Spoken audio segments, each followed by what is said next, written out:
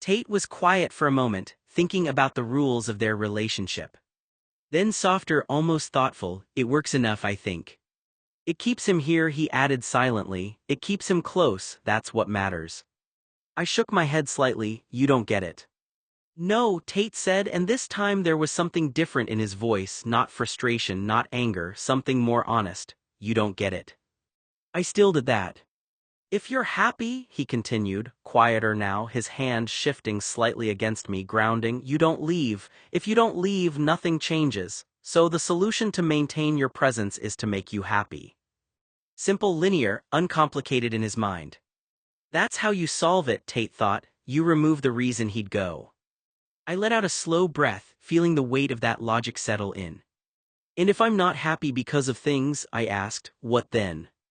A pause, a real one this time. Tate's fingers stilled slightly, like the question hadn't slotted neatly into his system. "Then I figure out what does," he said finally. "And if it's not something you can buy." Another pause, longer. I could feel it, the tension subtle but there, the edge of something he didn't want to look at directly. "Then it will be something I'll find," he said. But it sounded less certain this time. I turned my head more fully now, looking at him in the dark. "You don't know that." His eyes held mine, unwavering. "It will be," he said. "Because I have to," he thought, something tightening beneath the surface. "Because if I can't, then I lose him." The silence stretched again, but it felt different now, less controlled, more fragile. I swallowed, my voice quieter when I spoke again. "I don't want to be something you manage, Tate." His expression didn't change, but his hand shifted slightly, gripping just a little tighter. "You're not," he said. I held his gaze. "Then stop trying to fix me like I am." That landed, not loudly, not dramatically, but enough. Tate didn't answer right away. For the first time, his certainty didn't come instantly. "He doesn't understand," Tate thought, frustration flickering, but something else too, something less solid. "I'm not fixing him, I'm keeping him, there's a difference. I won't be second to anyone." The certainty in it wasn't loud, it didn't need to be, it sat there solid and immovable like everything else he decided. "Maybe we've gone on too long, Tate." The moment I said it, I felt the shift, subtle but immediate. Noah looked at Tate with a mixture of sadness and frustration. "Tate," he said quietly, "I've set boundaries, we've talked about what we both want. We decided what our relationship is and what it isn't." Tate looked away but didn't answer. "But even now," Noah continued, "you keep acting like a 5-year-old, you scream when you don't get your way, you stomp your foot, you poke me to get my attention, you keep pushing after I've already said no." Tate's expression hardened. Noah sighed. "I care about you, Tate, I always will, but caring about someone doesn't mean I stop having boundaries." The room fell silent. "I've tried to be patient," Noah said. "I've tried explaining things over and over. I don't want to fight with you, I don't want us to resent each other." Tate remained quiet. Noah took a slow breath before speaking again. "If this is how things are always going to be, if every boundary I set turns into another argument, maybe this just isn't going to work." The words hung heavily between them. For the first time, Tate didn't have an immediate response.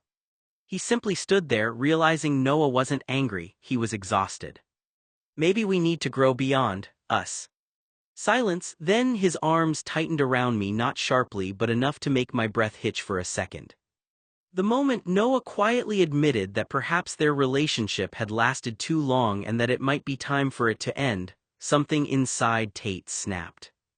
His face hardened, his jaw clenched, and his hands curled into tight fists.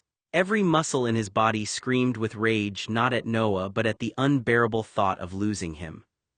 Tate would never lay a hand on Noah. Even in the darkest moments of his anger, hurting Noah was unthinkable. Noah was the one person he wanted to protect, not destroy. But if Mark, or anyone else, had been the one to suggest ending their bond, Tate wasn't sure he could have controlled himself. The fury boiling inside him would have needed somewhere to go, and whoever threatened what Noah meant to him might have become the target of that rage. For Tate, Noah's words weren't merely about moving on, they sounded like abandonment. Like 14 years of loyalty, memories, and devotion were being dismissed with a single sentence. The thought was almost impossible for him to bear. "No," Tate seethed. Tate shook his head, his voice low and trembling with emotion.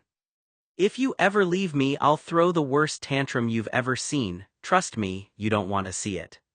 He swallowed hard before continuing. Tate snatched a small decorative trinket from the shelf.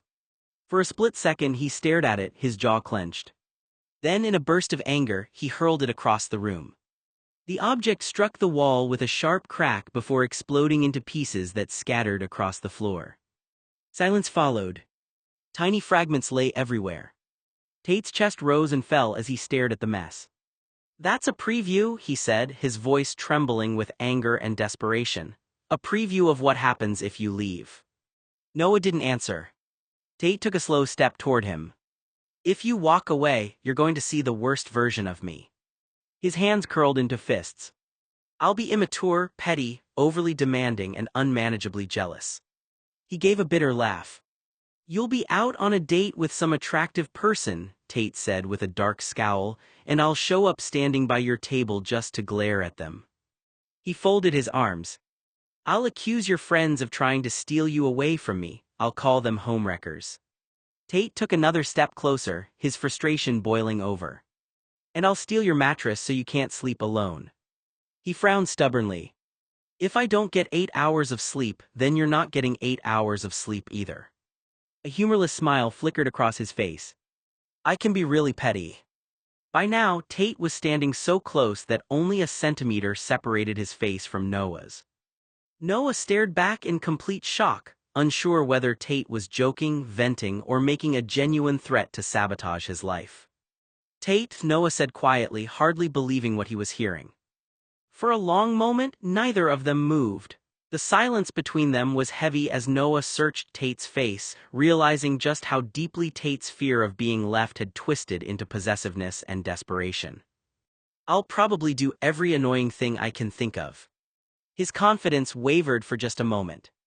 But, he said more quietly, smiling his classic Tate grin, you won't leave me, will you? Noah remained still.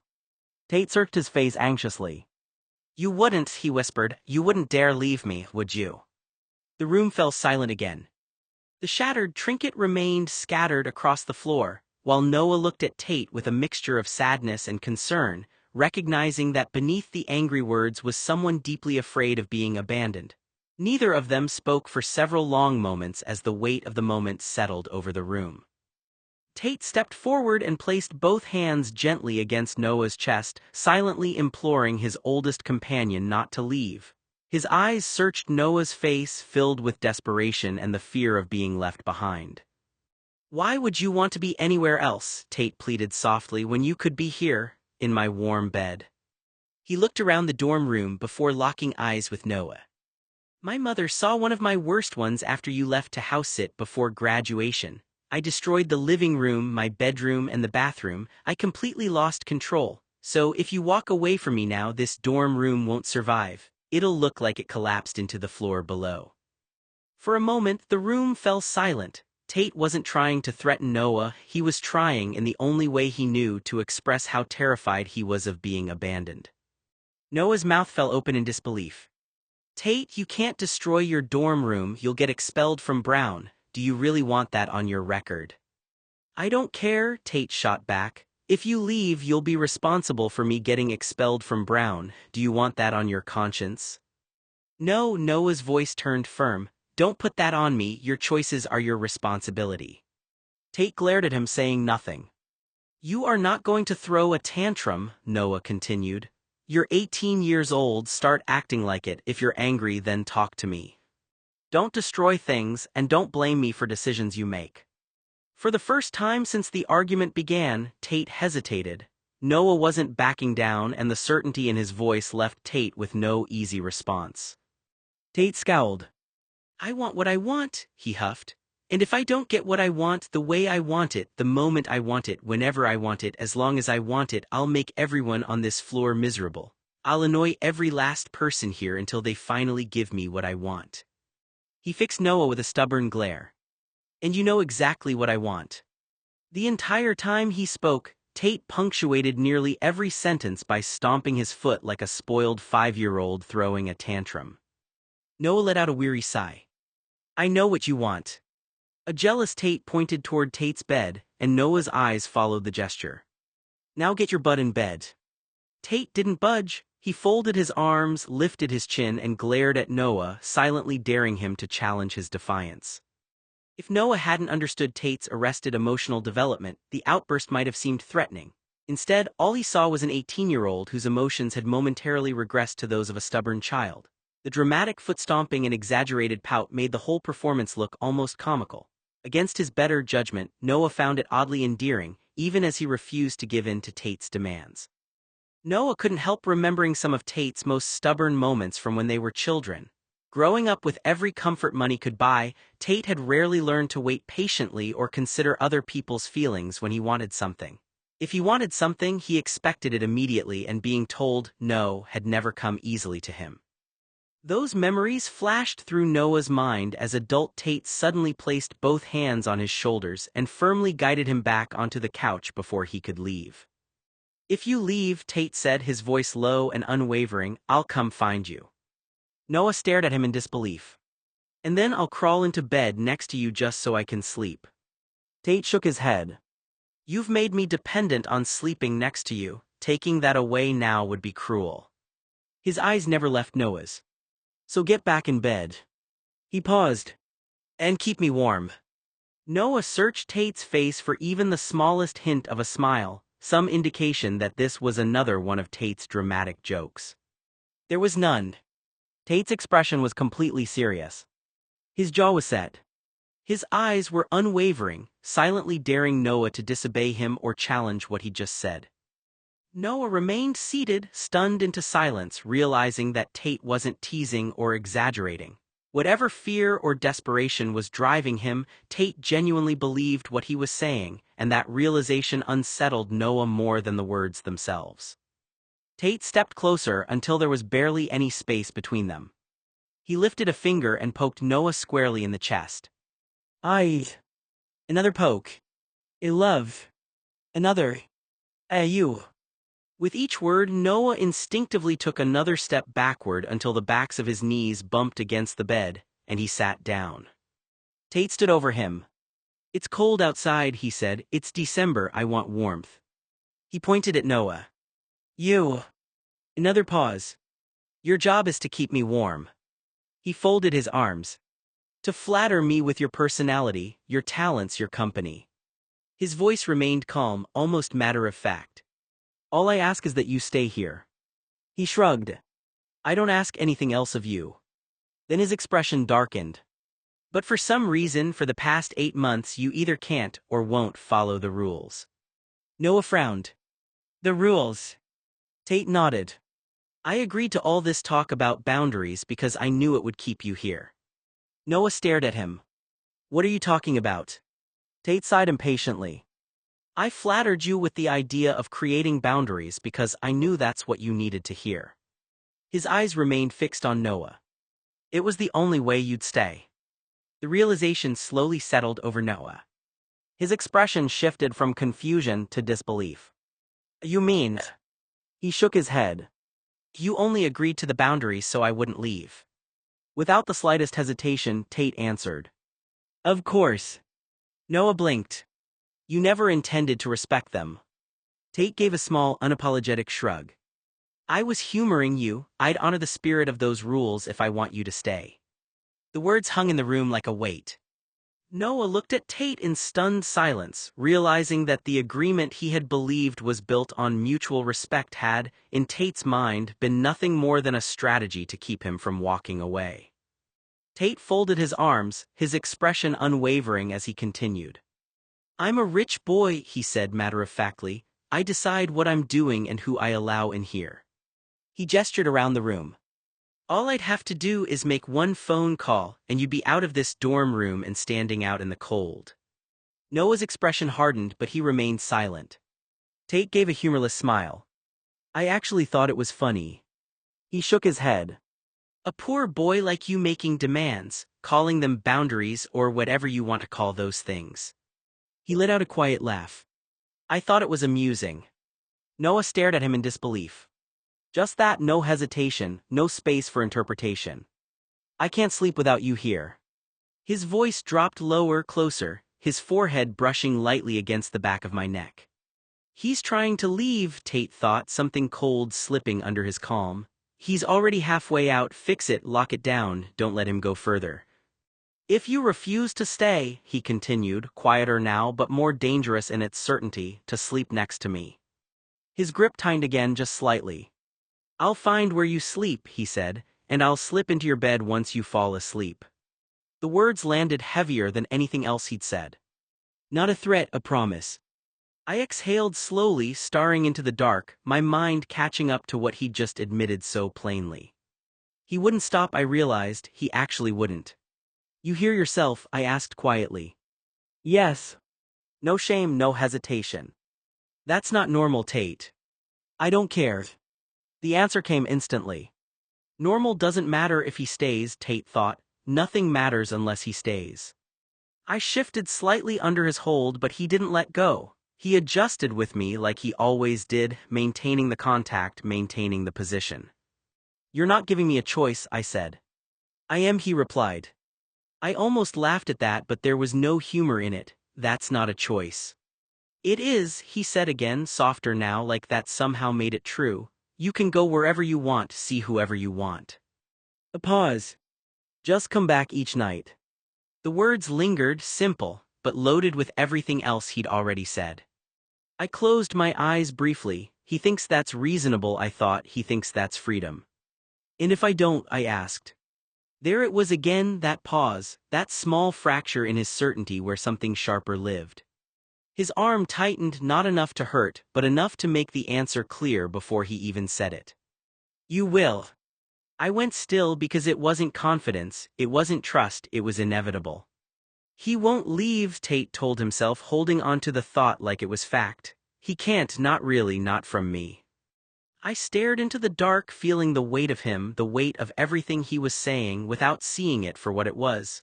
Maybe it has gone on too long, I thought. Maybe this isn't something we can grow out of because he won't let it change. Behind me, Tate's breathing slowly evened out again, like the conversation had settled into something stable in his mind.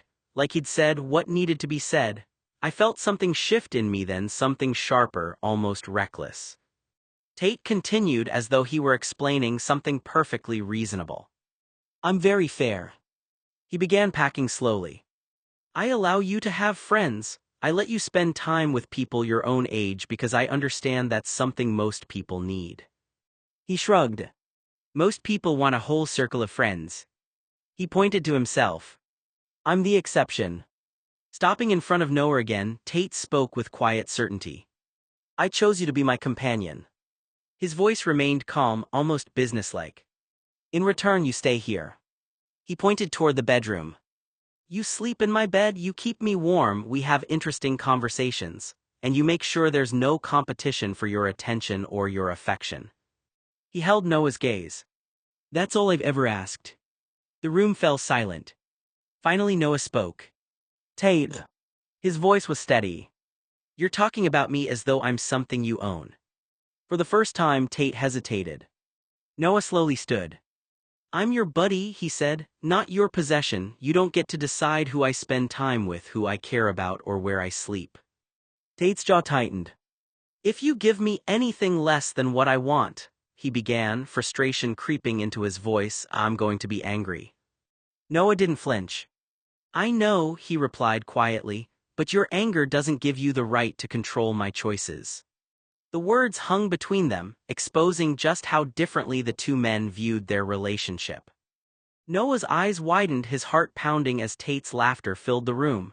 He was taken aback by the sudden affection, Tate's fingers pinching his puffy cheek gently. Noah's cheeks flushed, a mix of warmth and unease swirling within him. He was used to Tate's dominance, but this display of familiarity was new and it left him feeling exposed. Noah, you're just too adorable, Tate said, his voice a low rumble that seemed to vibrate through Noah's very bones. I've gotten used to having you around, you know, it's comforting. Noah swallowed hard, his throat suddenly dry. He knew Tate didn't mean it in a romantic way, but the word comforting still sent a shiver down his spine. He was Tate's comfort, his little pet to be petted and played with. The thought should have made him bristle, but instead it sent a strange sense of contentment through him. But we're not equals, Noah, Tate continued, his voice taking on a serious tone. Not in the eyes of the world, at least. You're my bedwarmer, my little blonde shadow to play with, and I'm not going to pretend otherwise. Sure, we have mutual respect and sentiment for each other, but I'm in charge.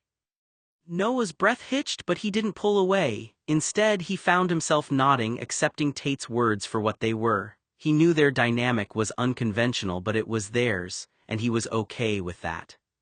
Tate's gaze flickered to Noah's friends, a sneer curling his lip. I don't like Mark, he said, his voice a low growl. He's a snake and I don't trust him, but you still see him against my wishes. I won't interfere with your friends, Noah. I won't take them away from you, but Mark, he's off limits. Noah shook his head again, his eyes wide. He knew Tate was possessive, but this was a new level. He wasn't sure how he felt about it, but he knew better than to argue at 10 at night. Not here, not now. Tate's eyes softened and he reached out, cupping Noah's cheek in his large hand. I won't interfere with your boundaries, Noah. I won't push you too hard, but you have to give me something in return. You have to let me take care of you in my own way.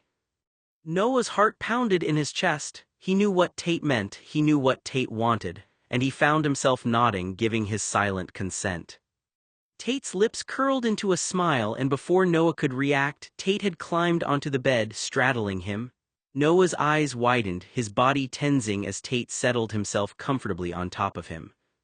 Tate, Noah gasped, his voice a mix of surprise and alarm. What are you doing? Tate just chuckled, his eyes twinkling with mischief. I'm getting comfortable, Noah. I'm tired and you're my favorite pillow.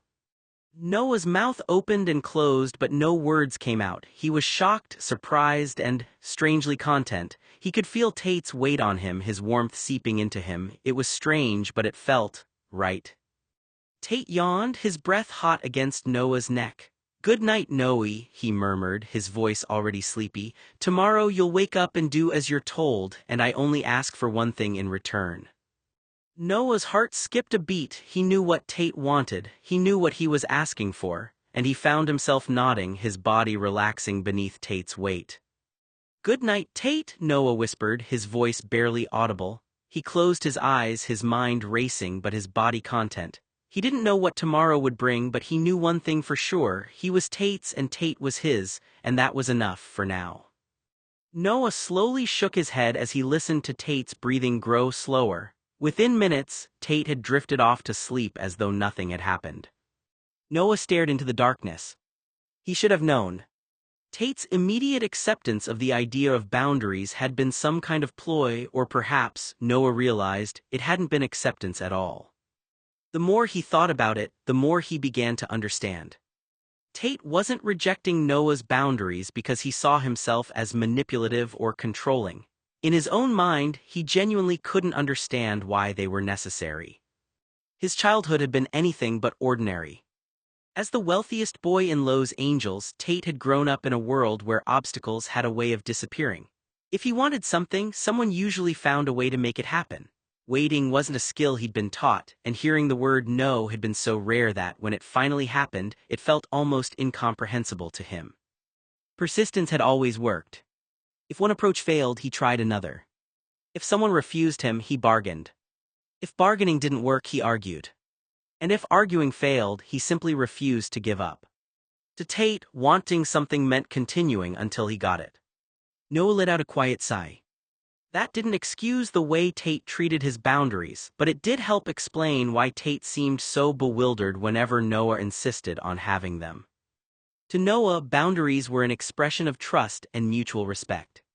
To Tate, they felt like unnecessary walls separating him from the person he cared about most. Noah closed his eyes for a moment. The contradiction was heartbreaking. Tate's loyalty was unwavering, but so was his inability to recognize where another person's choices began. A faint, weary smile crossed Noah's face despite himself. After all these years, Tate still wanted the same thing he'd always wanted.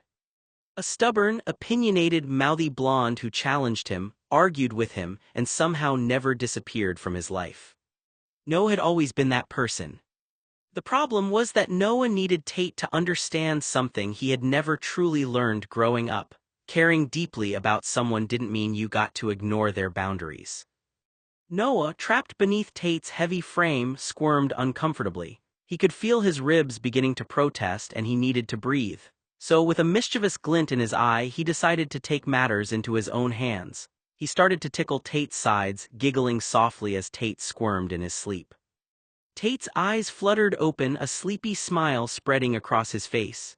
Noah, he murmured, his voice still thick with sleep. You're trouble, you know that? Noah just grinned, continuing his assault. You're squishing me, Tate, he said, his voice light. I can't breathe. Tate chuckled, his body wiggling as he tried to avoid Noah's tickling fingers. All right, he said, his voice still sleepy. I'll move, but only if you stop that. Noah paused, his fingers poised to strike again. Promise, he asked, his eyes sparkling with mischief. Tate nodded, his eyes still closed. Promise, he murmured, but as Noah removed his hands, Tate's eyes flew open and he pounced, pinning Noah's hands above his head. Gotcha, he said, his voice filled with triumph. Noah laughed, struggling to free his hands. Cheater, he accused, his breath coming in short gasps. Tate just grinned, his eyes twinkling with amusement. All's fair in love and war, Noah, he said, his voice a low rumble, and I always win.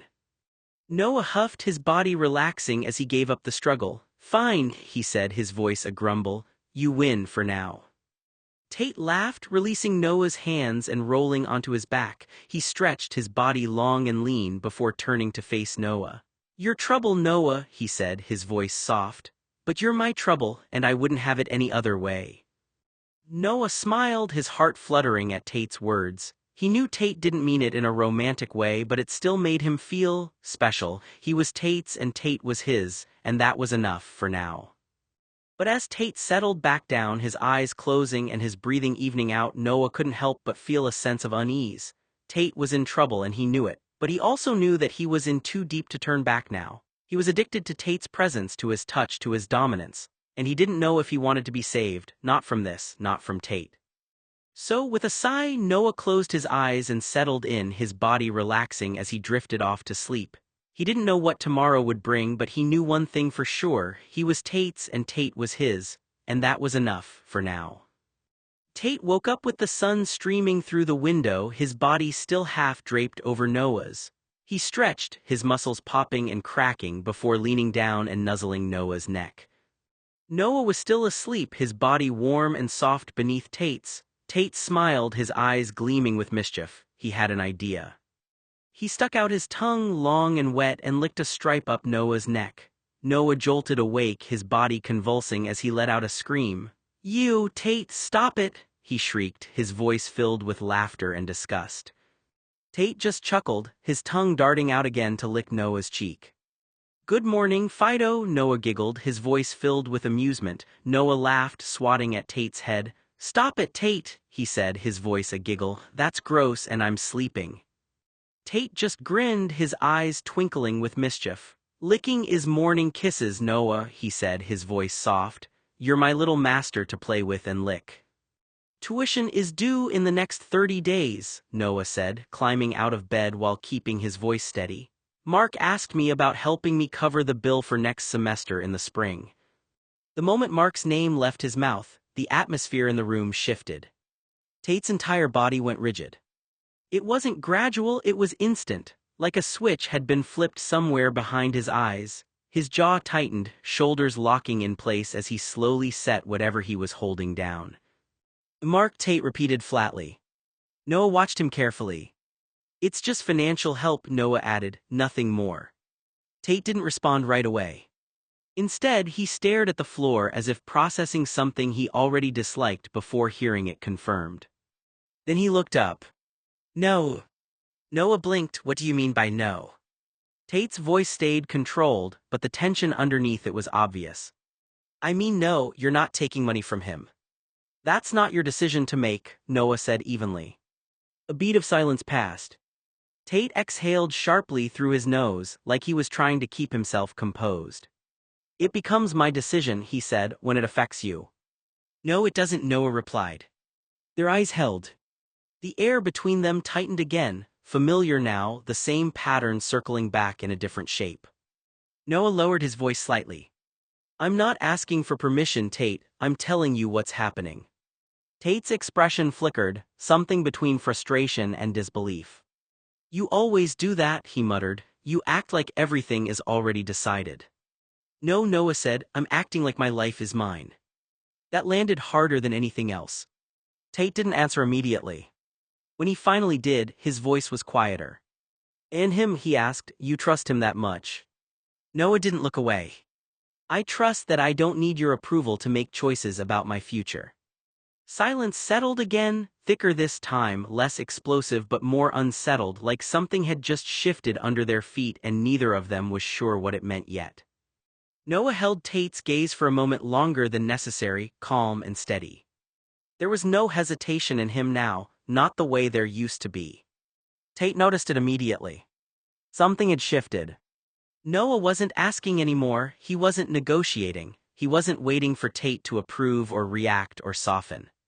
He had already made his decision. Tate's jaw tightened slightly, the silence stretching between them as the realization settled in. Noah exhaled slowly. I'm not discussing this like it's up for debate, he said simply. It's my tuition, my choice. Tate stared at him, searching for the old version of Noah, the one who would explain, soften his words, make space for Tate's reactions. But that version wasn't stepping forward anymore. Noah adjusted his bag strap and added almost casually, Mark is just helping with the bill, that's all it is. Tate's expression flickered. Not anger this time. Something more unsettled. You're really set on this, he said quietly. I am, Noah replied. The answer was calm, final and unmovable. For the first time, Tate didn't interrupt. He just stood there, realizing Noah wasn't waiting to be convinced anymore. Since Mark is paying, maybe I should sleep with him. The words landed like a match to gasoline. For a split second, Tate didn't move, didn't breathe. Then his entire expression hardened. The pout vanished, replaced by something colder, something immediate. His arm tightened around me without thinking, fingers pressing in just enough to register. You won't, Tate said. Not loud, not shouted, certain. I let the smile linger just slightly. You don't get to decide that. I already did, Tate replied. Noah's thumb hovered over his mobile, hesitating. He wanted to call, to check in, to do something to distract himself from the heat of the moment, but before he could dial, Tate's hand shot out and snatched the phone from his fingers. Seriously, Noah muttered, trying to grab it back, but Tate held it just out of reach, his smirk teasing. You're really going to ignore me now? I'm trying to, Noah stopped. He couldn't finish the sentence. There was something in the way Tate's eyes locked on him, an unspoken command, a gravity that made words useless. Tate leaned closer, brushing his fingers over Noah's hand as if to mark his territory. 5 minutes, that's all you get, he murmured, then it's my turn. Noah felt his pulse quicken. His turn, what does that even mean? 5 minutes passed with excruciating slowness. Noah tried to focus on anything. The soft hum of the heater, the words Mark was saying, or the brooding hazel-eyed stud glaring at him from the table, but his thoughts kept wandering to Tate, to the way he moved, to the sharpness of his presence, the way he seemed to claim the space around him. In those rare quiet moments, Tate imagined himself as Linus from Peanuts, clutching his blanket, eyes heavy, body tense, utterly dependent. Except in this version of the world, Noah was the blanket. Tate, stubborn, arrogant, impossibly strong in other ways, became the Linus who couldn't rest, couldn't sleep, couldn't feel safe without it. Being the object of platonic affection from a wealthy, single millionaire, Tate, no less, was the kind of dream that every girl at Brown fantasized about. They whispered, speculated, and envied Noah in equal measure. To them, Noah had it all: access, attention, status, wealth, warmth, safety, and the kind of intimacy that no one else could touch. They didn't know the truth. They didn't know that Noah wasn't envied for his looks or charm, not entirely. They envied the bed, the stolen closeness in the dark, all the money that a penniless Noah could want, social protection, and the warmth of someone who dominated yet needed him in ways that no one else could understand. Noah sprawled under Tate, the dark, brooding blanket, barely aware of the world beyond the edges of Tate's arms, could feel their eyes, even if only in imagination. They'll never understand this. They'll never get it. Noah's mind swirled, envious girls, expensive gifts, whispers in hallways. None of it matters, he's mine in the only way that counts. I'm the blanket, I'm the warmth. And in that silence, with the world shut out, Noah felt the strange weight of being both envied and essential, of being coveted not for status or beauty, but for the simple, irreplaceable role he played in Tate's life. Before dinner, Tate had taken over Noah's bed without asking, as if it were the most natural thing in the world. He'd mumbled something about a short nap and then promptly gone still, face turned toward the pillow. Noah had left for art class without much comment. When he returned, the room felt different. Quieter but not peacefully so. The first thing Noah noticed was that Tate was still on the bed. The second was that he wasn't sleeping normally. Tate's body was tense, too tense. His fingers twitched against the sheets in uneven bursts. His shoulder jerked slightly every few seconds like he was reacting to something happening just out of reach. His breathing came in shallow, irregular pulls. Noah stopped in the doorway. "Tate." No response. Tate shifted again, a sharper movement this time, like he was trying to pull away from something in his sleep. His hand curled tightly into the blanket, knuckles whitening even in rest. Noah stepped closer, the concern now replacing everything else. "Tate, hey." He set his bag down carefully and leaned over the bed. "Tate, wake up." This time, Tate gave a small, strained sound, half murmur, half breath, his brow furrowing as if whatever he was dreaming didn't want to let go. Noah frowned. "Okay, no, that's not normal." He reached out and gently touched Tate's shoulder, firm enough to ground him but not enough to startle. "Tate, wake up." A beat. Then another. Tate was trapped in a nightmare that felt too real to be only a dream. Noah was moving toward the door. His bag was packed, shoes lined neatly, pointed at the exit like a silent signal of departure. Every step Noah took sent a spike of panic through Tate's chest, making his heart hammer in a rhythm he couldn't control. Noah's movements were deliberate, casual almost, but to Tate they screamed abandonment. The air itself seemed to tighten around him as if the room were shrinking, closing in on the two of them. He tried to speak, to call out, but his voice refused to form. Words dissolved into the haze of dread suffocating him. "Don't leave, don't go, not you, not now, not ever." Tate's body reacted before his mind even fully comprehended.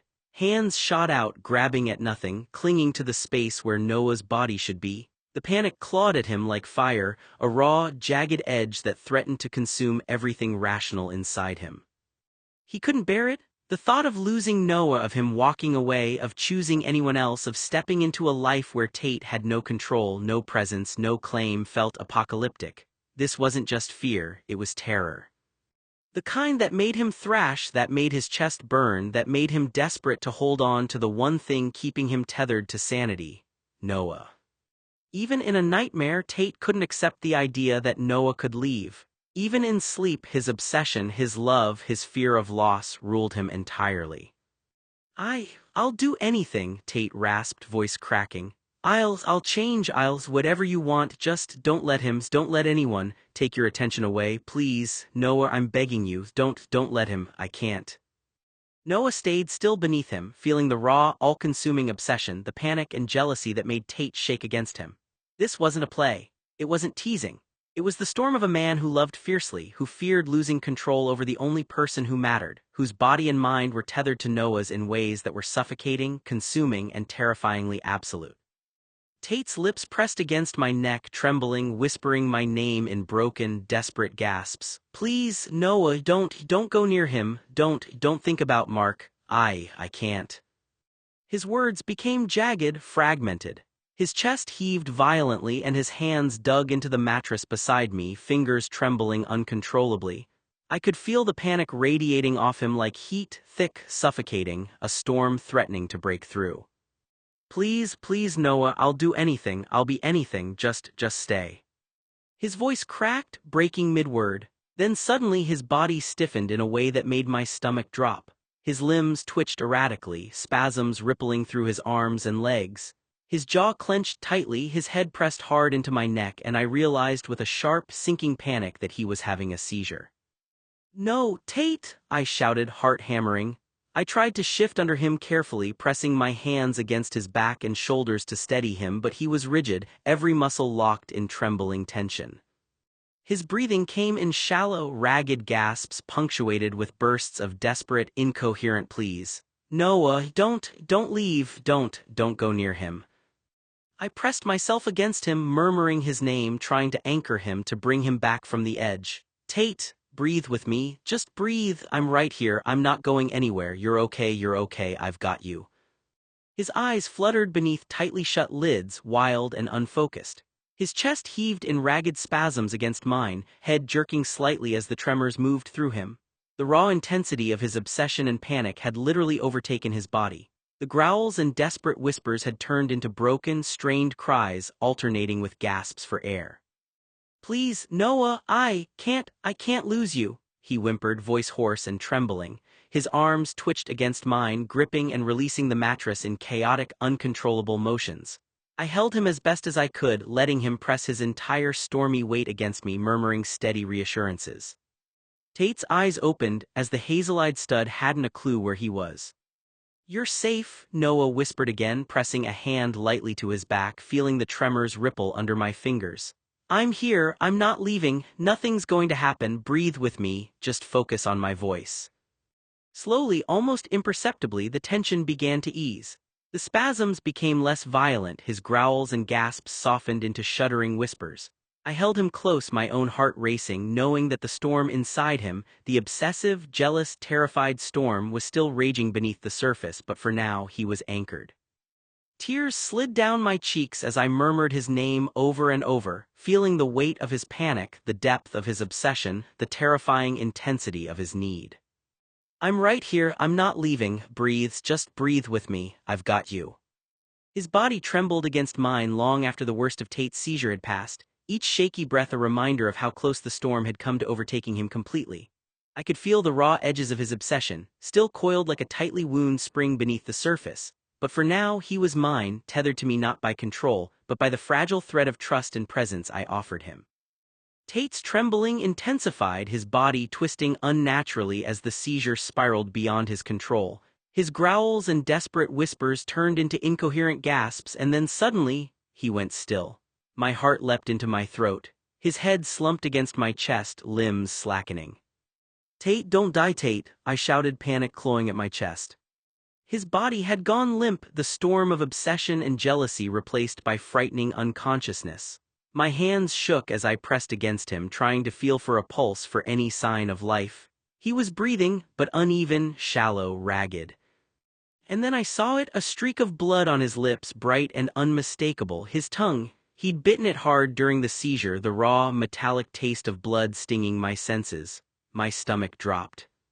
Oh my God, Tate, I murmured, voice breaking, my hands moving to his mouth to see if I could help him, to keep him safe. His jaw was clenched, still twitching slightly, the tremors subsiding, but the injury was real. His head lolled against my shoulder, eyes closed, faint whimpers escaping between gasps. I pressed my hands gently against his shoulders, rocking him slowly, murmuring reassurances, though my own pulse was racing. It's okay, I've got you, breathe with me, you're safe, it's over, I'm right here. His lips quivered with each shuddering breath. The blood had stopped flowing freely, but the evidence of the seizure's intensity remained. I dabbed at it carefully with my sleeve, heart hammering, realizing just how fragile this storm inside him had become, how easily his obsession and panic could consume him entirely. Even unconscious, Tate's presence pressed down on me like a physical weight, a reminder of the intensity, the fear, the all-consuming need that had driven him to the edge. My hands stayed on his chest and shoulders, feeling the tremors fatting slowly, whispering his name, murmuring calming words, letting him know he wasn't alone in the aftermath. You're safe, Tate, you're okay, I'm here, breathe, just breathe with me, I repeated over and over, my voice the only anchor in the room. Even as his body lay limp and injured, the storm of Tate's stress hadn't disappeared, it was merely spent, simmering beneath the surface, waiting, still tethered to me, still demanding my presence, my patience, my attention. For the first time in hours, I allowed myself to feel the weight of everything, the fear, the panic, the raw intensity of what Tate's nightmare had become. I held him gently, carefully, murmuring his name, knowing that the danger had passed for now, but that the storm inside him, the tempest of need, jealousy, and love, was far from over. I held him close, spooning Tate as his body trembled through the seizure, the convulsions racking him in waves. His breathing was uneven, harsh, ragged, each gasp a raw reminder of the storm raging inside him. I pressed my chest against his back, my arms wrapped firmly but gently around him, murmuring his name. Tate, it's okay, I whispered softly, voice steady. I've got you, I'm right here, breathe with me. His body shook against mine, twitching involuntarily, muscles tightening, hands clenching the mattress. Then, between gasps and trembles, I whispered the words I'd held close for so long. I love you, Tate. For a moment, nothing changed, just the tremors, the spasms, the raw panic pressing through him. But then, I felt something shift. I slid a hand slowly along his arm, careful, deliberate, and placed my hand on his, guiding it lightly. Feel my body, I murmured, pressing him closer. Letting him sense my warmth and steady pulse beneath his trembling form. Gently, I took his hand and placed his fingers on my thigh, letting him feel the weight of my skin, the solidity beneath his frantic tremors. The effect was instantaneous. Tate froze mid-twitch, his body rigid for a heartbeat, and then almost immediately the tension that had gripped him in a violent storm released. His limbs went limp, trembling, subsiding into soft, steady shudders. His chest pressed against mine, slowing, calming, as if my touch alone had grounded him in the world again. I held him close, marveling, wondering silently why something so simple, so unassuming, had such a profound effect on him. One touch, one grounding presence, and the obsessive, jealous storm that had seized his body completely dissipated into relaxation. Tate, I whispered, voice soft, gentle, see, you're safe, you're okay, I've got you, just stay here, you're not alone. He let out a low, trembling sigh, leaning completely against me, surrendering to the calm that my presence had offered. His head rested lightly on my shoulder, chest rising and falling with mine, the taut muscles of panic slackening as his body absorbed the assurance of my touch. I traced gentle patterns along his arm as he stayed pressed against me, still catching slow, uneven breaths. I don't know why it works, I murmured quietly to myself, almost in awe, but it does. One touch, one moment of connection. And it's like you were drowning, Tate, and now you're floating. I felt him shift slightly, a small, subconscious press of his hand against mine as if seeking more, needing the tether to remain. I held him, keeping my body a steady anchor, letting the warmth and connection speak louder than words ever could. And as I whispered his name over and over, letting him rest in the calm, I realized something profound. It wasn't fear or panic or even obsession that held him so tightly, it was trust. It was the knowledge that no matter how violent the storm inside him raged, my presence, my voice, my touch could calm it, could soothe it, could make him feel safe again. For the first time in hours, maybe days, he allowed himself to relax completely, still trembling softly but no longer convulsing, no longer screaming silently into the storm inside him. He trusted me enough to let go. He trusted me enough to feel anchored. And I, holding him pressed close, whispered softly, I love you, Tate, you don't have to fight anymore, you're safe here, just breathe, just stay with me. Tate's body had finally gone limp against mine, the tremors of the seizure fading into heavy, uneven breaths. His chest rose and fell, shuddering slightly with each inhale, but his mind was still spinning, caught in a storm that no physical calm could fully settle. Then I heard it, barely audible, a mutter low enough that I almost didn't catch it. Definitely not, Noah. My breath hitched, a sudden, sharp intake that made my chest tighten. I froze, heart hammering, as my mind tried to interpret what he had said. Those words, whispered under his breath, were so pointed, so loaded with thought and emotion that I felt them press against me like a physical force. Tate was thinking about one of his lovers. Even though Noah had accepted that Tate would never feel the same romantic feelings he did, it still hurt. The knowledge sat quietly in his chest, constant and sharp in a way he had learned to live with.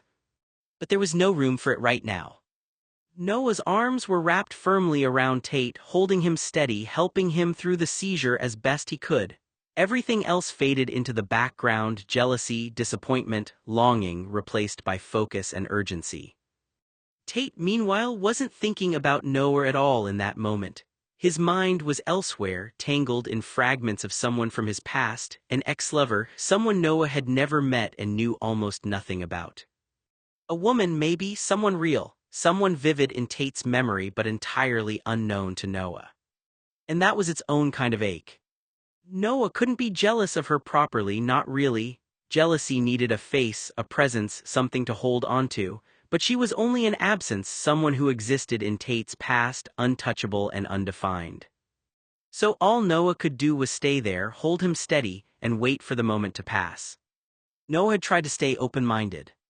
No one really knew much about Tate's past relationships. If there had been lovers, they were something Tate had never openly explained. Old enough now to understand what men and women did in relationships, Noah could only piece things together in fragments and guesses. Maybe the woman Tate had mentioned didn't matter to him at all. Or maybe she had mattered once and Noah's leaving had forced Tate to let her go. Maybe Tate even regretted it. But in the end, none of it really changed anything. It didn't matter whether Tate was in love, had been in love, or loved someone else now. What mattered was simpler and harsher. Tate didn't love Noah the way Noah had once loved him. Everything else, the past, the unknown woman, the shifting attachments, felt irrelevant beside that truth. Noah had never been meant to hold that place in Tate's life. Whoever did, whoever had or would, wasn't supposed to be him. Tears slipped down Noah's face as the realization settled in fully. He had known in some quiet way since he was very young that there had never really been a future for him and Tate, not beyond childhood moments that belonged to a different kind of closeness. Wrestling on the floor, doing homework side by side, sharing a bat, or riding on the back of Tate's bicycle. Things that had once felt infinite but were never meant to become anything more. They came from two different worlds, Tate and no amount of hope could change that.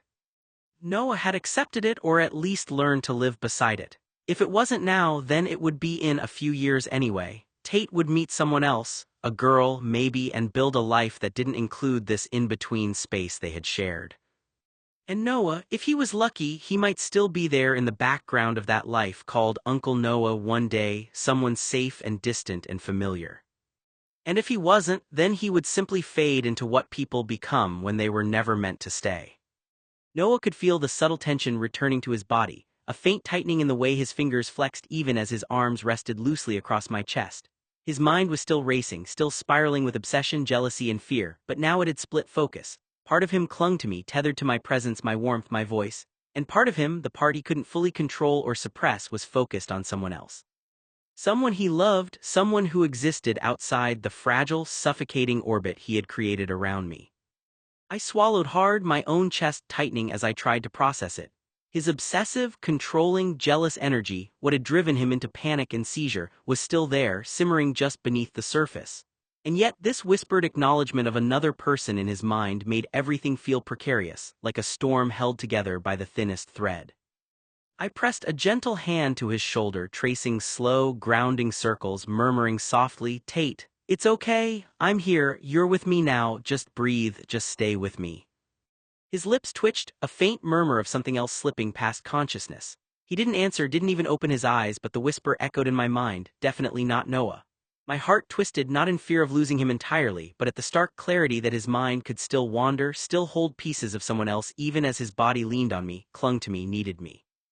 And in that tense, charged moment, I realized something profound. It wasn't just possession or obsession that bound him. It was need, fear, love, and the tangled, unspoken acknowledgement that even the most obsessive jealousy could coexist with desire for someone else. I felt the weight of that paradox press against me, heavy and dizzying, but also grounding.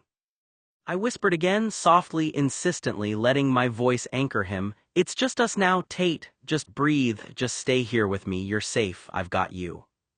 Even as the faint tremors lingered in his chest and fingers, he relaxed further against me, letting my presence tether the storm for now. The whisper of his thoughts, definitely not Noah, lingered in my mind like a ghost, a reminder of the fragile, impossible tension of our connection, the obsession, the jealousy, and the quiet, unspoken truths that existed only in the spaces between us. Tate's phone buzzed against the bedside table, vibrating softly through the sheets. I glanced down at the screen and froze. The name flashed in bold, mocking letters. Definitely not Noah. A shiver ran down my spine. My heart thumped in my chest. Tate was still unconscious, his chest rising and falling with slow, uneven breaths, oblivious to the call. My hand hesitated over the device, fingers trembling, before I picked it up. "Hello," my voice was steady though my stomach tightened. "Silence." Only faint sounds reached me across the line, the subtle clink of glass against a table or maybe ice in a drink and a deep, slow inhale. Someone was breathing, watching, waiting.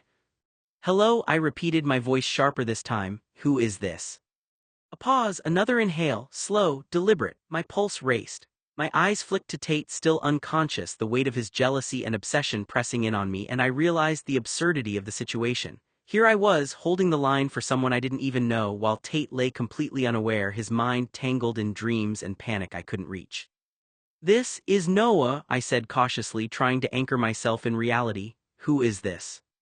More breathing, closer now, deliberate, almost teasing. It was too rhythmic to be random, too intentional to be accidental. "Hello," my voice cracked just slightly. "Is somebody there?" Silence stretched out, oppressive, a heavy tension filling the room. The phone in my hand felt suddenly heavier than it had any right to be, like the device itself was a tether between me and something unknown, something dangerous, or perhaps just unnervingly intimate. Then the line went dead. I stared at the screen, heart hammering, fingers gripping the phone so tightly they ached. "Definitely not Noah." The words glared at me from the screen like a threat, a puzzle, a message I wasn't meant to understand. My throat was tight, the room was silent except for Tate's uneven breathing. He didn't stir, he didn't know. I sank back onto the bed, phone clutched to my chest, mind racing. Who was on the other end? Was it a friend playing a prank? Someone else? My eyes flicked down at Tate, sleeping so peacefully, completely oblivious. A wave of protective panic washed over me. Whoever this was, whoever called under that name, they weren't going to touch him, not while I was here. I set the phone down gently on the nightstand, feeling the chill of the unknown still prickling along my spine.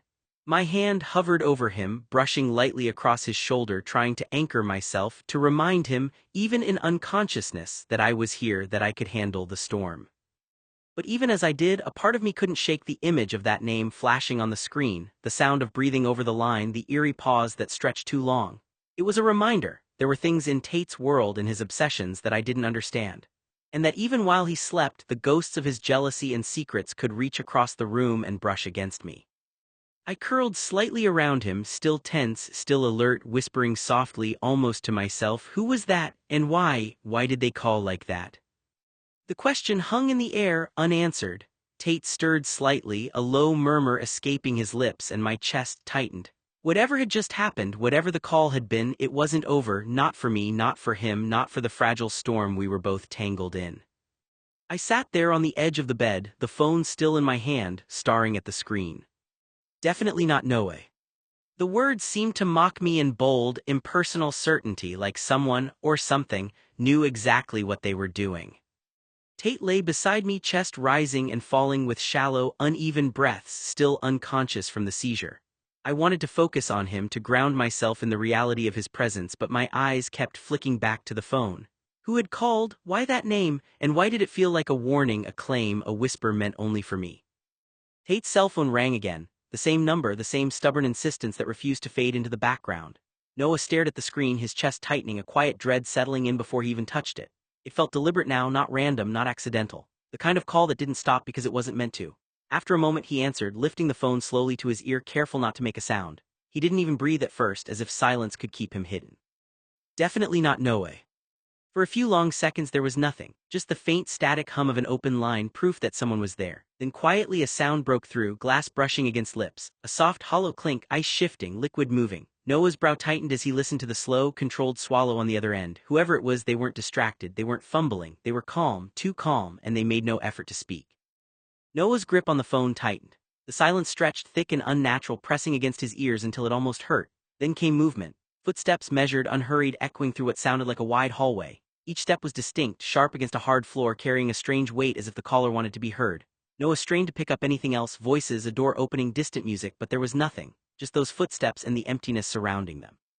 A pause followed, then a quiet shift, barely audible, like someone turning slightly or reaching for something out of view. A click snapped through the line, clean, precise, a light switch. Noah swallowed, his throat dry, his mind racing to fill in what he couldn't see. The quiet didn't feel empty anymore, it felt intentional.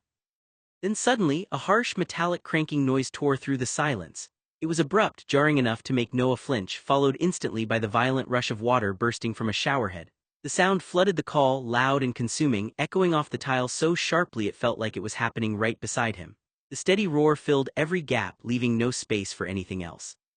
But beneath it, faint, almost lost, there were other sounds, movement, subtle shifts, the suggestion of fabric brushing against the floor, maybe a hand against a wall. Noah held the phone tighter, his pulse beginning to pound in his ears as he tried to separate the noise to make sense of it. The caller had moved closer now. The acoustics changed, the water louder, more enclosed, more intimate. Noah didn't hang up. He couldn't. Something about it felt wrong to interrupt, like breaking the line would shatter something fragile or confirm something he wasn't ready to understand. The longer he listened, the more the silence behind the noise began to feel deliberate, like this wasn't just a forgotten call left open by accident. No voice came, not a greeting, not a question, nothing to acknowledge that Noah was there. And that was what unsettled him most, because whoever was on the other end hadn't ended the call, they had kept it open, and they were letting him listen. I set the phone down on the nightstand slowly, like I was afraid even touching it could trigger something, and leaned back, heart hammering. My pulse raced as if it had picked up the echo of the voice on the line, that slow, deliberate breathing, the pause that stretched impossibly long. Whoever it was had meant to unsettle me and maybe even Tate. The calculated silence, the sound of someone drinking, the way they just lingered on the line. It was deliberate. Every rational part of me tried to dismiss it. Prank, wrong number, some glitch. But something in the way Tate's obsession and paranoia lingered in the room made the unknown feel far more dangerous than it had any right to be. This wasn't just someone calling, it was someone testing, probing, and creating space for doubt to seep into everything. Noah stayed perfectly still, the phone pressed tight against his ear as if even the smallest movement might break whatever invisible thread had formed between him and the caller. The water roared on, steady and relentless, filling the silence with something that should have felt ordinary, but didn't. It was too loud, too present, like it had a purpose beyond simply running, like it was meant to cover something. He strained to hear past it. At first there was nothing but the rush. Then faintly something shifted beneath the noise, a subtle change in rhythm, not the water, something else. Noah's breath caught as he focused harder, his entire world narrowing to the sound in his ear. There again, a movement, close, intimate, the slight echo of skin against tile, or maybe a hand dragging along a wall for balance. It was impossible to tell, and that uncertainty made it worse. Noah's fingers trembled slightly around the phone. "Hello," he almost said. But he didn't, because something in him knew instinctively, deeply, that the moment he spoke, whatever this was would end. The caller shifted again, the water distorted the sound, warping it. But there was no mistaking it now, breathing, slow, controlled, close enough to the phone that it cut through the roar in uneven intervals. Noah's chest tightened in response, his own breathing unconsciously sinking, shallow and careful, like he was afraid of being heard back. Why wasn't the silent caller speaking? Why call at all, just to say nothing? The question pressed harder with every passing second, coiling in his mind until it became something heavier than curiosity, something closer to dread. This didn't feel like a mistake. It felt like a message he couldn't quite understand yet. The water pressure shifted slightly, the pitch changing as if someone had adjusted the handle. The sound deepened, more forceful, slamming against tile in a way that made Noah flinch again. Then came another noise, soft, almost swallowed immediately, a faint exhale that didn't match the rhythm from before, too close, too aware. Noah's pulse pounded harder. They know I'm here, he thought suddenly. The idea landed heavy and immediate, sending a chill down his spine. It wasn't logical. There had been no sound from him, nothing to give him away, and yet the silence on the other end felt reactive, like it was waiting, testing. The longer Noah stayed on the line, the more it felt like the caller wasn't ignoring him. They were choosing not to acknowledge him, and that choice carried weight. A minute passed, maybe more, time stretched, warped by the constant rush of water and the suffocating absence of words. Noah barely noticed how tightly he was holding the phone now, his knuckles pale, his arm beginning to ache from the tension. Then suddenly the breathing stopped, not faded, stopped. The water kept running, just as loud, just as consuming, but whatever had been there behind it went completely, unnaturally still. Noah froze. Every instinct screamed at him to hang up, but he didn't, because in that silence buried beneath the roar of the shower something shifted again, closer than before. And for the first time Noah had the unmistakable, chilling sense that the caller wasn't just aware of him anymore, they were listening back. Noah froze, the phone pressed tight against his ear, as if moving even slightly might shatter the fragile barrier between him and the other side. The water had returned, louder now, slapping against tile in uneven bursts. And then he realized the sounds weren't just ordinary shower noises. They were intimate, private, sexual. Every movement, every splash, every rub of skin against tile or tile against skin was deliberate, controlled, and horrifyingly personal. His stomach twisted with nausea and a sharp, helpless curiosity. Why am I hearing this? Why me? Why now? Then a squeak of fingers across the shower stall, sharp, invasive, unmistakably deliberate. His heart jumped. His mind recoiled, but he couldn't hang up. Every instinct screamed at him to end the call, but some darker, irrational part of him clung, horrified and riveted. This is private. No one should be hearing this, and yet, I can't stop listening. The caller's movements were explicit. He could hear hands patting legs and chest, the squelch of wet skin, the rhythm of private sexual intimacy that should have belonged to no one but the person on the other side of the glass. Each sound invaded his ears and mind, weaving tension, disgust, and a perverse fascination he couldn't shake. Noah's fingers shook as he clutched the phone, his pulse hammering. This is wrong, so wrong, but it's real, and it's happening to me. Then the water stopped, but the intimacy didn't end. The scrape of fingers across a mirror, the heavy panting, the breathy exhalations, they all pressed in like invisible hands tracing his nerves. Noah imagined Tate's lover getting dressed after the act, unaware or indifferent that he was listening. A shiver of revulsion and terror shot through him. Why am I here? Why am I hearing this? I shouldn't be a part of this, and yet I am part of it. Then the fridge opened, and the unmistakable, deliberate crunch of a sandwich being eaten, each bite, each chew, each swallow magnified in the intimate silence that followed. Even this mundane act felt invasive, a continuation of the intrusion, a reminder that every detail of this person's life, sexual, private, intimate, had been laid bare across the line for him alone. 48 minutes of it, Noah's chest tight. 48 minutes, every sound, every movement, every intimate detail. Why me? Why now? His mind raced. He thought of Tate, of boundaries, of safety, of privacy itself, but the call ignored all of it. The line hadn't just transmitted sound, it had a transmitted presence. Sexual, intimate, a private presence, and Noah had been trapped in it.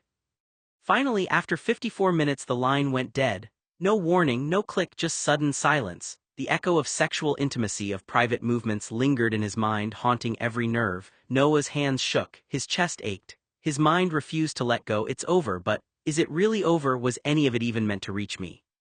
He wanted to scream, to throw the phone, to erase the memory, but some darker, more helpless part of him knew the truth. This hadn't just been a call.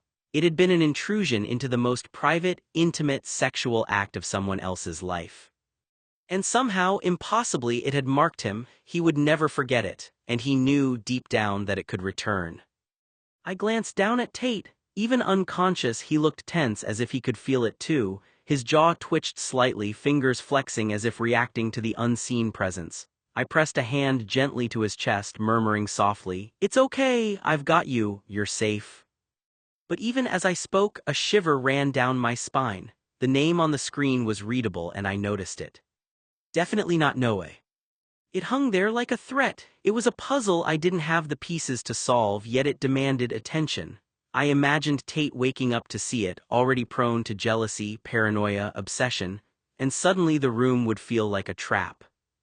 My mind raced with possibilities. Was it someone who knew about us? Someone who wanted to manipulate him? Or was it just a coincidence that felt like a challenge, a deliberate prod into our fragile equilibrium? Each scenario made the air feel heavier, thicker, charged with a tension I could almost taste. I couldn't ignore the sound of that breathing on the line, deliberate, slow, and intrusive. It wasn't playful, it wasn't casual, it was deliberate, measured, meant to make the listener aware that they were being watched, assessed, and tested. And it worked. My chest tightened as I realized that even in Tate's unconscious state, even in the small cocoon of the dorm room, the invisible presence of that call was poisoning the calm. I pressed the phone lightly against my chest, eyes flicking between Tate's still form and the screen, trying to anchor myself. The dread didn't fade. Whoever or whatever had called knew exactly how to get under my skin, to exploit the tension already simmering between us. And worse, I knew it could escalate the moment Tate woke, feeding his obsession, feeding his paranoia, feeding the storm that had nearly consumed him just hours ago. The room was silent now, except for the shallow breaths of Tate and the faint tick of the clock, but the weight of the unknown lingered. Definitely not Noah. It wasn't just a name, it was a claim. A challenge, a whisper of dread that the world outside the fragile bubble of our relationship could reach in, uninvited, and remind us of everything we couldn't control. And even as I said it, I knew the moment was only temporary. Whoever had called wasn't gone. Whoever had whispered their presence into our room through that name, through that silence, was still out there, waiting, watching, patient. And when Tate woke, the storm of jealousy, obsession, and fear would collide with this new, unseen threat, and I would have to navigate it all, protecting him, holding him, while keeping the invisible menace at bay. The phone rang again, shrill and insistent, cutting through the uneasy quiet of the dorm room. My stomach tightened, fingers hovering over the device. I didn't want to know, I didn't want to answer. Whoever or whatever was calling had already unsettled everything in the room once. I let it ring. Then the voicemail pinged. The metallic tone echoed in the silence, a warning that I could almost feel pressing against my chest. My eyes flicked to the screen. Voicemail from Wayne V. I pressed play. The voice came through smooth, teasing, deliberate, each word dripping with familiarity and menace. Hi Tate, this is Wayne. Hey fuckboy, how's your normal everyday life? I miss you and us. Do you remember the last night we spent together in your house? I know you do. The second the name Wayne hit his ears, Tate's body jerked violently from the bed. Before I could react, Tate shot upright, muscles coiled like a spring released. His eyes were dark, wild, and filled with that storm of obsession that I knew too well. Every instinct in his body screamed at him to claim, to dominate, to erase any threat.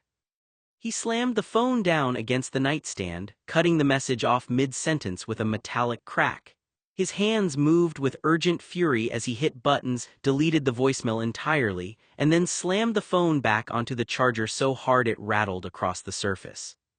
He was trembling, chest heaving, raw heat radiating off him. His eyes darted around the room, almost seeing ghosts. Every ounce of jealousy, obsession, and possessive fury pulsed through him like electricity. It wasn't just the voicemail, it wasn't just Wayne, it was me, my presence, my voice, the very thought that anyone else had even whispered my name into Tate's world. Without a word, Tate stormed toward the bathroom, slamming the door behind him. I could hear the water running, splashing harshly, the sound of fists striking tiles as he tried to expel the fire of rage that coursed through his veins. I sank back onto the bed, pulse hammering, knowing that the storm was just beginning.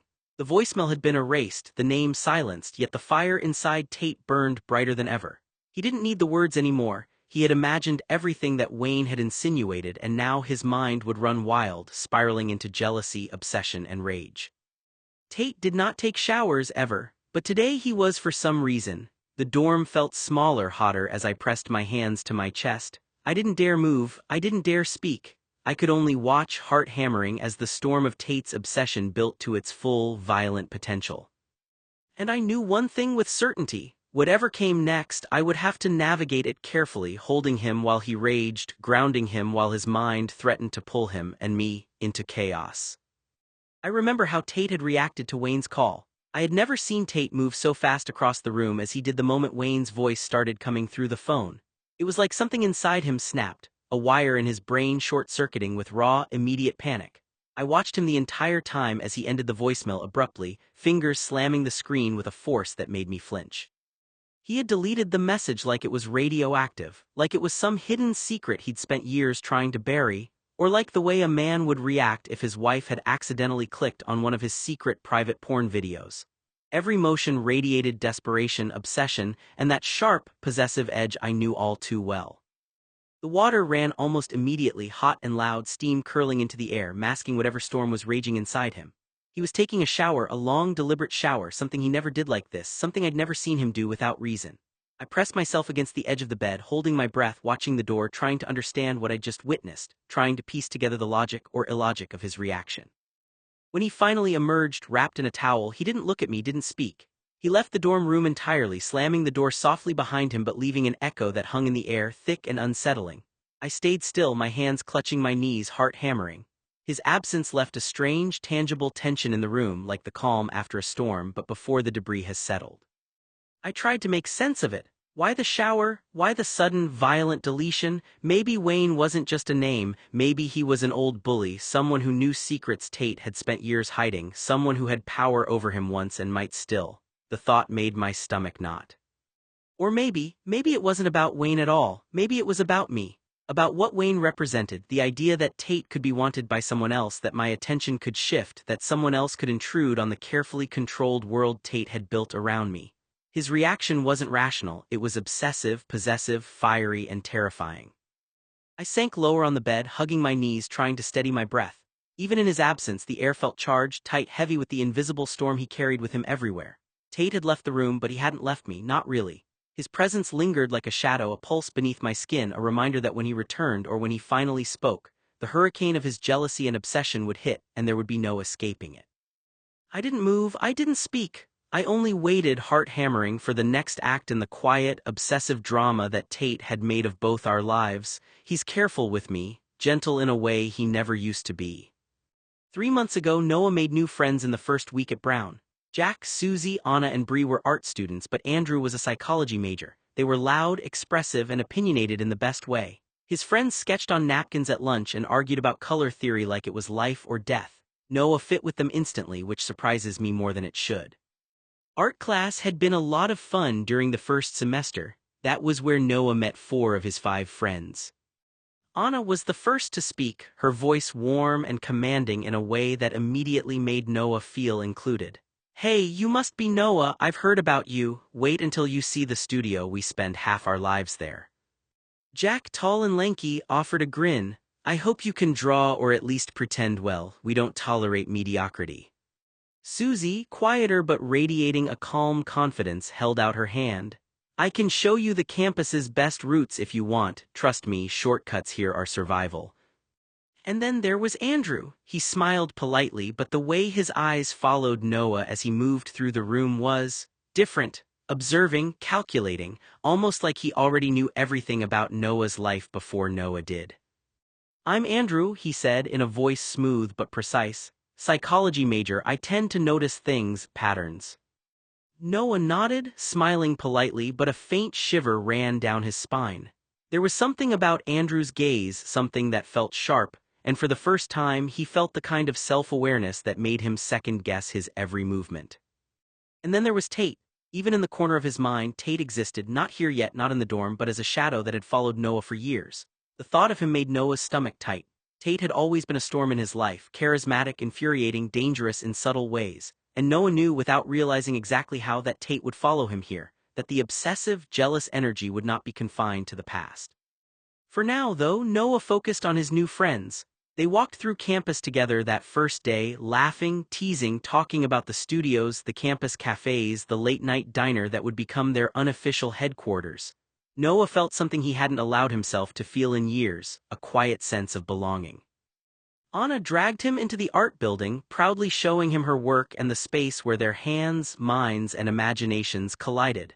Jack showed him the mural they had been painting since freshman week, Susie quietly pointing out details that most people would miss. Andrew hung back slightly, watching both Noah and the other students with an intensity that was almost palpable. "You'll notice things," he said quietly, almost as if to himself. "Patterns, connections, people you think you know but don't." Noah forced a smile, but he couldn't shake the feeling that Andrew's words weren't just about art or psychology. They were about him, about the invisible lines of obsession and jealousy that always seemed to follow him, even here, even now. Andrew and Susie had transferred to Brown from Lowe's Angels. They were both freshmen, just like Tate and Noah, and quickly became part of their small circle. Everyone got along easily and genuinely enjoyed each other's company. Andrew didn't talk much, but Susie more than made up for it. She could fill any silence without effort. That night, as he lay in his dorm bed, Noah thought about the new life he was beginning. For the first time, he imagined freedom, the freedom to make friends, to create, to be seen for who he was, not for who Tate or anyone else wanted him to be. Yet, somewhere in the back of his mind, he knew it wouldn't be that simple. The shadows of the past, of Tate, of obsession, of jealousy, were not easily left behind, and he wasn't sure if he wanted them to be. By the end of the first few weeks, it already felt like they had known each other much longer than they actually had. When I tell Tate about them, I brace myself, but he just smiles, a real one. "That's good," he says. "I like that you've got people," and he means it. "As long as I can be there, we're each other's emotional priority, there's no competition from others, and we share a bed, you can have all the friends you want." We all start eating lunch together by day 4, except for Tate, at a long table cluttered with trays and sketchbooks and half-finished ideas. Jack teases Andrew about being the quiet one, which makes the psych student laugh. Susie likes Noah immediately. Anna asks what Noah's majoring in, and when he says both business and art, she rolls her eyes dramatically and declares him financially boring but emotionally complicated, which feels uncomfortably accurate. Back in the dorm, nothing has changed and everything has. Tate still never stays on his side of the room by the window. He drifts over as gravity pulls him there, sitting on my bed with his books, stealing my desk chair, leaning over my shoulder to read what I'm working on. When I tell him to move, he doesn't, but he grins like it's a private joke. Tate was out of algebra class, and Wayne called back. "Hi Tate, this is Wayne. Hey fuckboy, how's your normal everyday life? I miss you and us. Do you remember the last night we spent together in your house? I know you do, just leaving you a message about our business arrangement. Hope your birthday is coming off without a hitch in a few months. I just wanted to check in and make sure that you're living your best life, if you know what I mean. Maybe we can pick up where you left off. I'm going to be in town. I was wondering if you wanted to get together, talk about old times and laugh over old histories. If you can get away, just call me back. You know my number and I know where you live. Maybe we can have another sleepover. I remember everything. I want to talk about the fucking clueless cunt, your blonde, useless bedmate named Noah. Does he know about Chernobyl? It's funnier if he doesn't. Say hello to your family for me. I love you, Tate. Call me hot stuff." A shiver ran down my spine. The words weren't just casual, they were deliberate, targeted, poisonous. My chest tightened and my palms became damp with sweat as the voice continued, chillingly calm yet sharp. Wayne's words kept irritating me, so I finished listening to his message. "Don't ghost me, it's not in your best interests. I heard from a certain ex-lover of yours that you're straight. I never would have believed you're straight because you don't get fucked by strangers. I've heard a lot about Noe, so don't keep him all to yourself. Maybe we'll have a threesome and invite the past to rear its ugly head at your house. Want to get together, drink some Coke bottles and fuck, you know my number." The call ended and the line went dead. I was left wondering what that call was about. I froze, the phone trembling slightly in my hands. Tate was still unconscious, chest rising and falling unevenly, the tremors from the seizure fading but still present.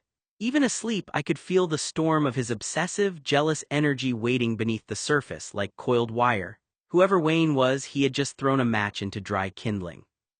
My mind raced, heart hammering. The voice had done more than just deliver a message. It had invaded the room, injected doubt and fear directly into the fragile ecosystem of Tate's mind. The mention of me, the pointed insult, the casual confidence, all of it felt like a challenge, a deliberate strike. After listening to Wayne's rather odd message, Noah couldn't stop thinking about it. Who exactly was Wayne to Tate? An ex-lover, a bully, a friend from the past, some kind of rival who had suddenly reappeared? He needed to know. Noah already understood something he had never fully accepted out loud. He would never be Tate's sweetheart. That was never going to be his place.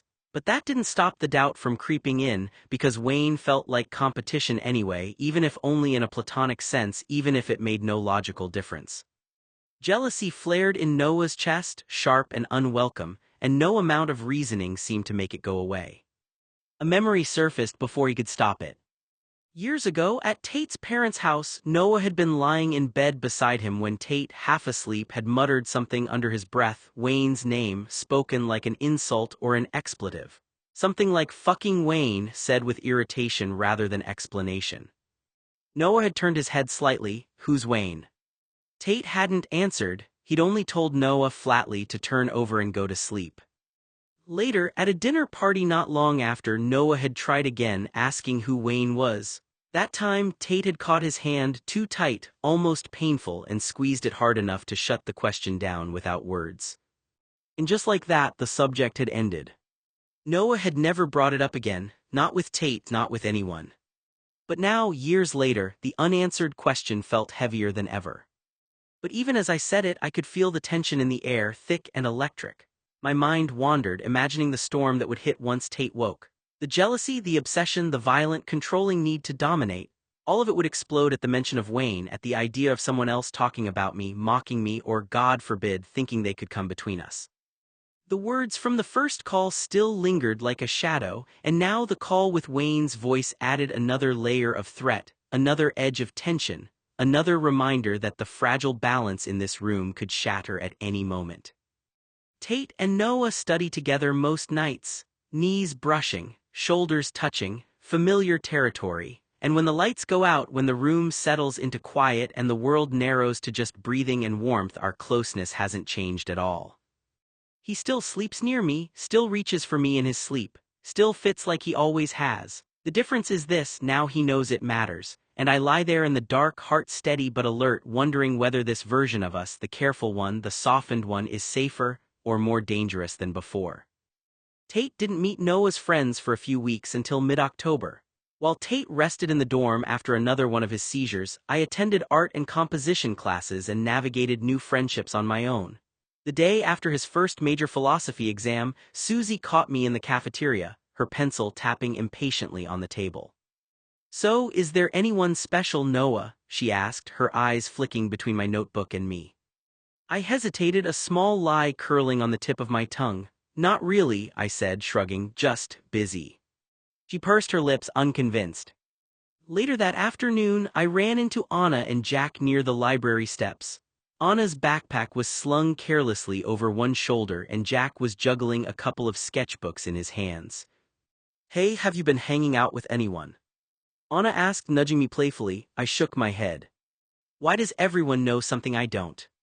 Jack laughed, flipping through his sketches. "Come on, you never tell us anything about your romantic life," he said. "We're supposed to be friends." I forced a smile, keeping Tate out of the conversation entirely. Andrew joined us a few minutes later, waving as he approached. "You guys talking about secret crushes again?" he teased, dropping his bag onto the stone steps with a thud. I rolled my eyes. "Nothing like that," I insisted, even as my heart clenched thinking of Tate resting alone in our dorm. Anna grinned knowingly. Sure, you're hiding something, everyone hides something." Jack elbowed her, whispering, "Don't push it, he'll get defensive." Andrew shook his head, smirking. "Secrets or not, you should just tell us, we can keep things between friends." I nodded, giving them all a faint smile, feeling the weight of my lie. The conversation bounced between teasing questions, half-lies, and laughter, stretching longer than I had expected, yet Tate remained absent from the chatter, a quiet presence hovering at the edges of my mind. Later, as the cafeteria chatter died down, I leaned back against the table, watching Anna, Jack, Susie, Andrew, and Bree bicker and tease each other. The group's focus was on each other, but my thoughts drifted to Tate, still resting in the dorm. "You know," I started quietly, glancing around so they'd actually pay attention to me, "there's someone I really care about, someone who's kind of my whole world right now." Susie practically leaned across the table, her eyes wide. "Ooh, do tell, who is it?" I smiled faintly, feeling warmth spread through me. "His name's Tate," I said, "and honestly he's incredible, not in a typical way. He's intense, smart, sometimes moody, but everything about him feels right. He's like this constant I can't stop thinking about." "Wait a minute," Susie said, narrowing her eyes as something clicked. "Isn't that the very attractive black-haired stud I saw sleeping outside your door a few weeks ago, the one who got you in trouble with the dean?" Noah gave a small, slightly embarrassed smile. "Yeah, that was him. We were having a domestic fight," he said quickly. "He's my oldest childhood buddy. We've known each other for 14 years. He hesitated for half a second before adding, almost too fast, "It's not romantic or anything. I don't want it to turn into anything like that." His gaze dropped briefly, then came back up. "It's just comfortable, safe, that's all it is." Bree's jaw dropped slightly. "Wow, intense guy alert," she said, smirking, but her eyes were soft, clearly impressed. Jack leaned forward, eager. "So, he's in your dorm, you actually like him, like, really like him?" I nodded, the words spilling out more easily than I expected. "Yeah, I mean, he's amazing as a platonic buddy. He can be serious, he can be funny, he's passionate about the smallest things. And when he smiles or laughs, it just hits me. It's like he fills up the room even when he's quiet." Anna's face softened and she reached over to nudge my arm. "You're gushing," she laughed, but I didn't care. Andrew's grin widened. "Sounds like he's a keeper. You actually sound happy when you talk about him." Susie bounced in her seat, practically squealing. "I need to meet him, like yesterday. I want to see this amazing sex god in person." Bree leaned back, swirling her coffee thoughtfully. "I didn't think anyone could actually make you glow like that, Noah," she said softly. And just like that, my friend's teasing and curiosity became a chorus of excitement, questions, and gentle encouragement, all orbiting the name Tate, the one I couldn't stop thinking about. Mid-October had a cold edge to it, but the warmth of Anna's dorm buzzed with music, laughter, and the smell of spiced cider. The party was packed with her friends from Brown, and I had promised Tate we'd meet there. He'd insisted he'd come despite my worry he might flinch at the crowd. Susie positioned herself near the front door, arms crossed, a mischievous glint in her eye, clearly on Tate watch. Susie whispered to Bree, her voice low and sharp with excitement. He's coming and I'm not letting him slip past without me seeing him first. Bree grinned, swirling her drink. You're ridiculous, Susie, but okay, I'm watching with you. Anna leaned over to me, her eyes twinkling with curiosity. I asked around Brown about him. Tate? Oh, you should hear what people say. Tate's, well, A-game promiscuous, I guess. He's been with everyone hot on campus and in a 50-mile radius of Brown. He's the wealthiest man in Rhode Island, according to several very reliable sources. Bree snorted into her drink, Jack laughed, and even Andrew raised an amused eyebrow. Susie practically collapsed into laughter. Well, that explains the aura of danger, she said, shaking her head, clearly delighted. Anna's grin widened. I mean, I was prepared for a little reputation exaggeration, but wow, the stories do make him sound wild. I felt a little blush creep up my neck, but there was a warmth behind it, a protective, giddy pride. Minutes stretched, the music pounding and everyone's chatter bouncing from corner to corner. Susie was stationed like a sentry, whispering updates to Bree and Andrew every time the door opened. Is that him? Bree asked, squinting toward the door. Nope, Susie said sharply, shaking her head.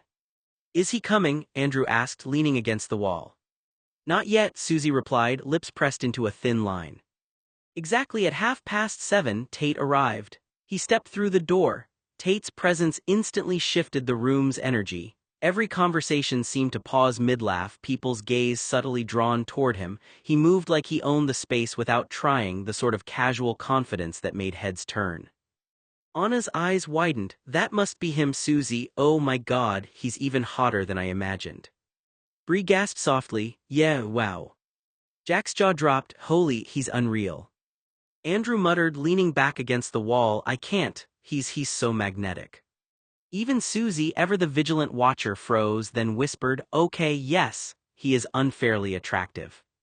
Every friend there, the ones who had teased, gossiped, and speculated, found themselves collectively stunned. Tate wasn't just the guy they'd heard about, he was the most magnetic, sexy, and utterly captivating man they'd ever seen in person. Every laugh, every step he took, every subtle tilt of his head drew the room toward him, and I felt a surge of pride and desire intertwining as he walked straight toward me. While Tate stepped fully into the room, a subtle but unmistakable aura shifted around him. Everyone could sense it. He exuded a wealth and refinement so extreme it bordered on obscene. His tailored coat, the gleam of his shoes, the faint scent of something expensive and sharp, all of it announced that he existed in a world completely untouchable by ordinary people. He moved through the crowd with deliberate grace, eyes scanning but not really seeing anyone, the kind of look that made people feel both invisible and irrelevant. Bree whispered to Susie, leaning close so only she could hear. Wow, he literally doesn't even acknowledge any guests here. He's snobbish, like actually untouchable. Susie nodded, smirking. Yeah, and he knows it. Look at him, he's walking through like everyone else is just furniture and he's a prince. Anna tilted her head, studying him with fascination. I can't tell if it's arrogance or just confidence turned up to 11. He sidesteps everyone trying to talk to him. Jack, frowning slightly, muttered under his breath, cold, definitely cold. He's narcissistic, I think. Are those people trying to approach him? Total contempt on his face. Andrew leaned back, arms crossed, whispering, I don't even think he sees them as people. It's like he's above the whole room, above everything.